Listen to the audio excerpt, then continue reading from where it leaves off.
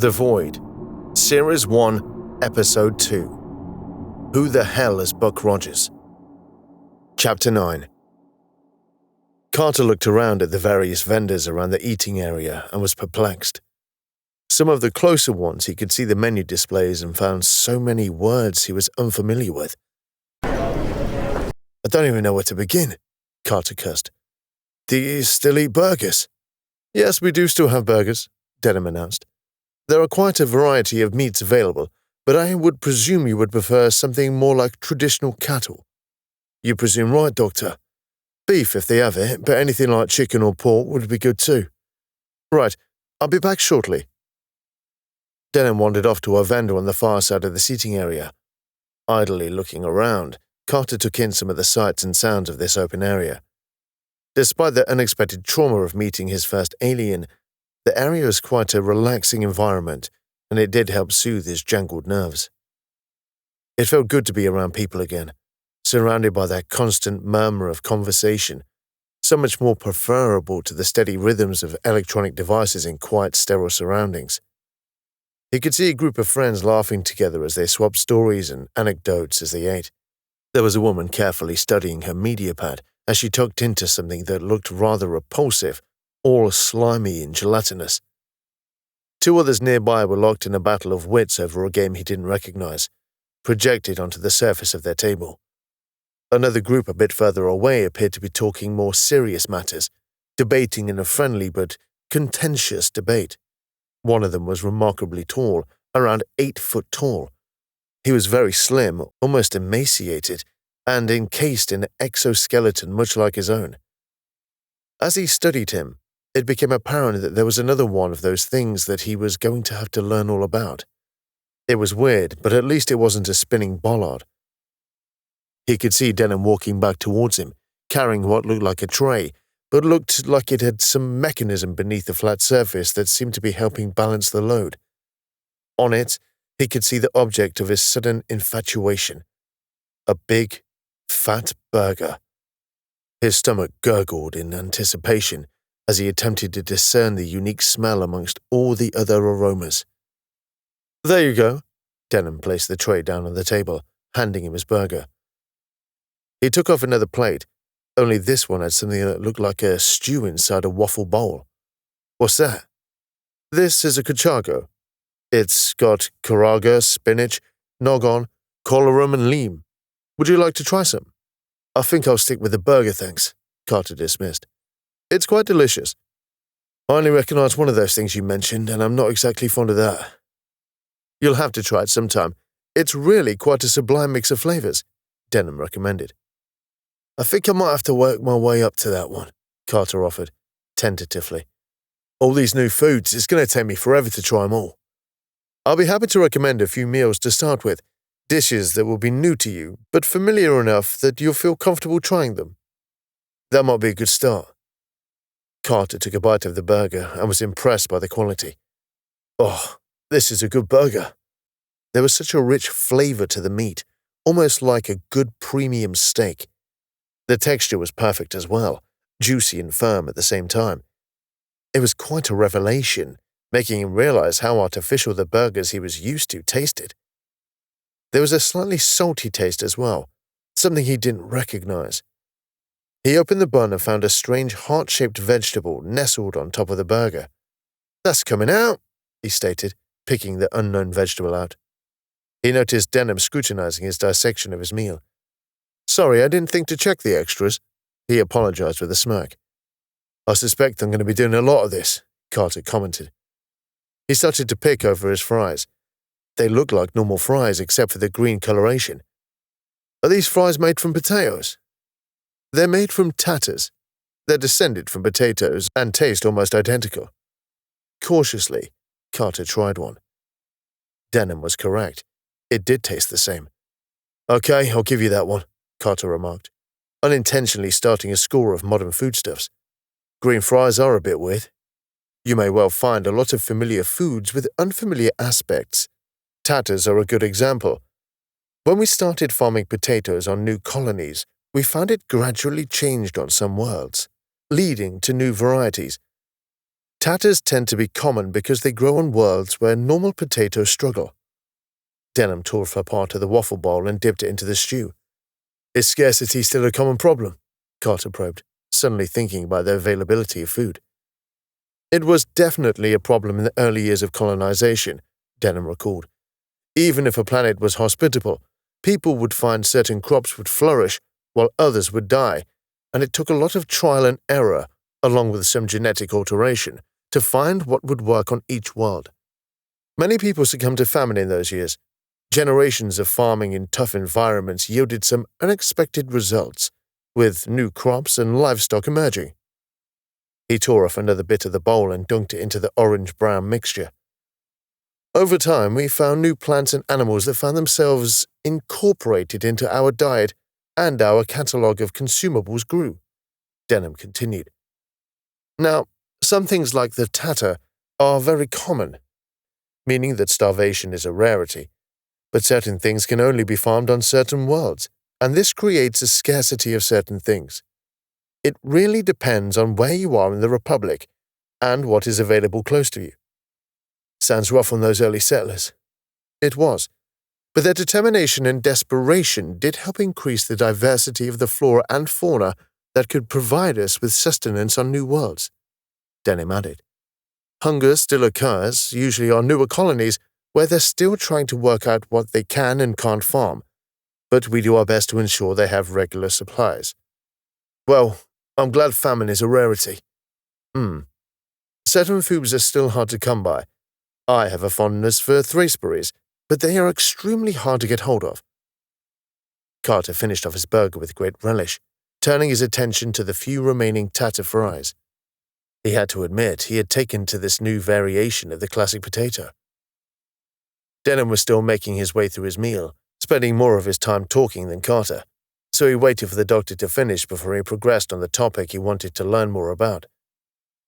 Once the last of the waffle was consumed, Carter decided to proceed. So, you said you had some information as to why I was on that satellite? Ah, yes, Denom remembered, dabbing his mouth with a napkin. We still don't have a full picture yet, but we have found out a bit more. And? We know that the satellite was originally in orbit around Earth. At some point during the early part of the Great Expansion, it was removed from orbit. There were a few drones attached to the satellite that acted as engines to assist in this, and damage consistent with the presence of more. Now, there would have been a ship also secured to the satellite to provide navigation, and there was also damage to support this idea. So why move it from orbit? That we don't know yet. We know that the ship belonged to the Hela Corporation, as did the drones, and the location we found you would also be consistent with that, as it would have once been part of their territory, Denom explained. It is also possible that they wanted the population of the satellite for genetic diversity. Even with those in stasis that were terminally ill, your genes were still valuable. They could easily clone you and add to a colony's genetic diversity, which was a common problem back then. They were just after the DNA. Couldn't they have just taken blood samples? Most of the population on board the satellite were healthy, so they could have just woken up. But those who were sick, they would have harvested the genes, Denom reasoned. But the motivations for this are pure speculation on my part. It's just a likely possible motive. And I didn't have any say in this. At that time, laws were flexible, to say the least. Denom chose his words carefully. It was a Hela satellite. You were their property. And wasn't that illegal? What the hell happened to human rights? During the Great Expansion, corporate law was the primary law. All else was secondary. Denom spoke with disdain. There's a lot of history to go through on this, but the Hela Corporation started off specializing in medical services, and they were one of the early pioneers in stasis technology, which is probably how you came to be on their satellite in the first place. If we were valuable to the Hela Corporation, why did they abandon us? I suspect that the ship that was hauling the satellite abandoned it because they were in danger of interception, possibly by another corporation, and they decided to cut their losses and run, Denom posited. During that era, skirmishes between the corporations were common, even before the corporate wars.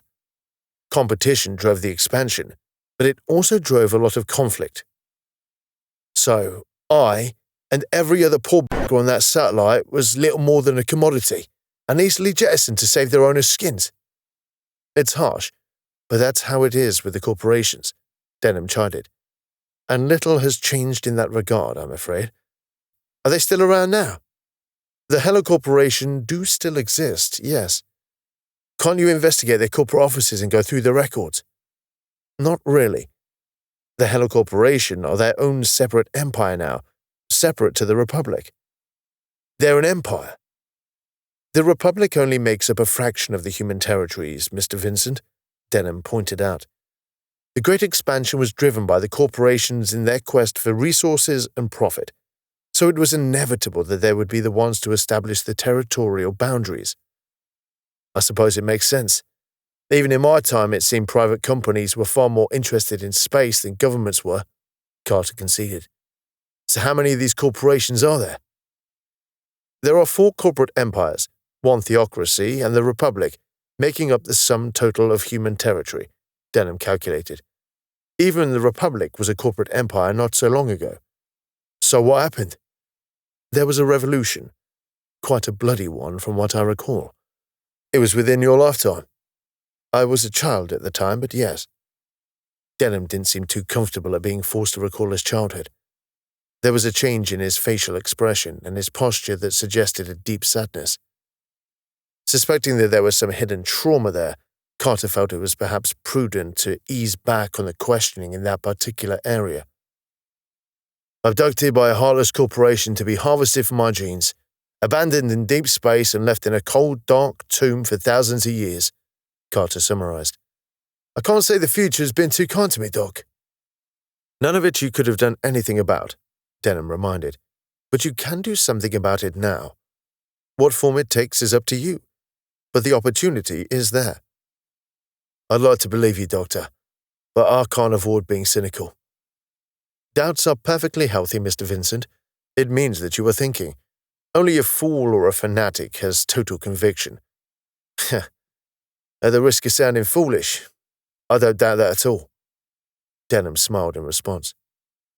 I know what we've found so far is sparse at best, but I thought you'd like to be kept updated. I appreciate you keeping me in the loop. Denom wore a puzzled expression again. I appreciate you keeping me informed, Carter edited.